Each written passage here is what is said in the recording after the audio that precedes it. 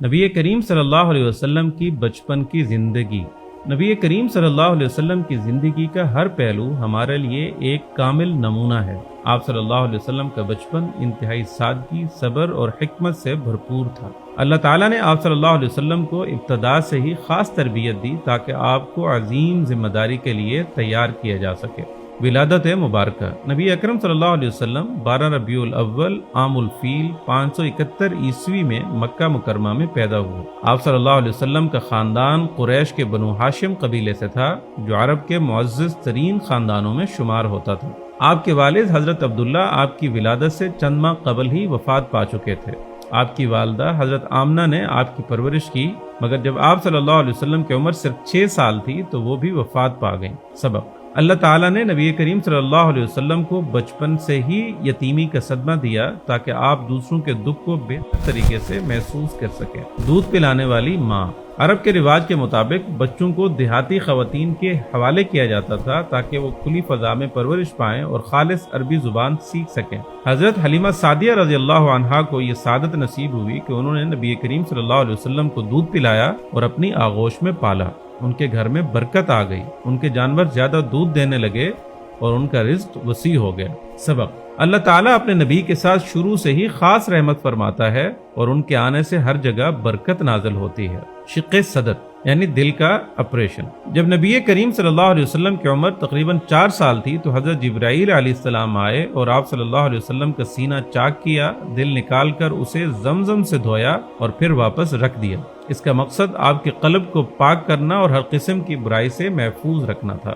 حضرت حلیمہ سعدیہ رضی اللہ تعالیٰ عنہ اس واقعے سے گھبرا گئیں اور نبی کریم صلی اللہ علیہ وسلم کو واپس مکہ لے آئیں۔ سبق: اللہ تعالیٰ نے نبی کریم صلی اللہ علیہ وسلم کو ہر طرح کی جسمانی اور روحانی پاکیزگی عطا کی تاکہ وہ دنیا کے لیے سب سے بہترین نمونہ بنے۔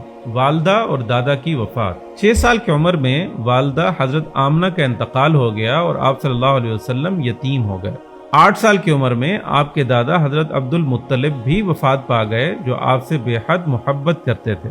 اس کے بعد آپ صلی اللہ علیہ وسلم کی کفالت چچا ابو طالب نے سنبھالی۔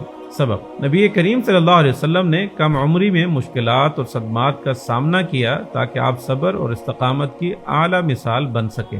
چرواہی اور سادگی بھری زندگی۔ نبی کریم صلی اللہ علیہ وسلم نے بچپن میں بکریاں چرائیں، جو تمام انبیاء کی سنت رہی ہے۔ اس سے آپ صلی اللہ علیہ وسلم میں بردباری، صبر اور ذمہ داری پیدا ہوئی۔ آپ صلی اللہ علیہ وسلم نے فرمایا، اللہ نے جتنے نبی بھیجے وہ سب بکریاں چراتے تھے۔ سبق: محنت اور سادگی عزت کو کم نہیں کرتی، بلکہ ایک لیڈر کے لیے ضروری ہے کہ وہ محنت کی عادت اپنائے۔ امانت اور سچائی کی شہرت۔ نبی کریم صلی اللہ علیہ وسلم اپنے بچپن سے ہی صادق یعنی سچ بولنے والے اور امین یعنی امانت دار کہلانے لگے تھے۔ بچپن میں ہی لوگ آپ صلی اللہ علیہ وسلم پر مکمل بھروسہ کرتے اور اپنی چیزیں آپ کے پاس رکھواتے تھے۔ سبق: ایک کامیاب انسان وہی ہوتا ہے جو سچائی اور امانت داری کو اپنی زندگی کا اصول بنائے۔ جنگ فجار اور حلف الفضول۔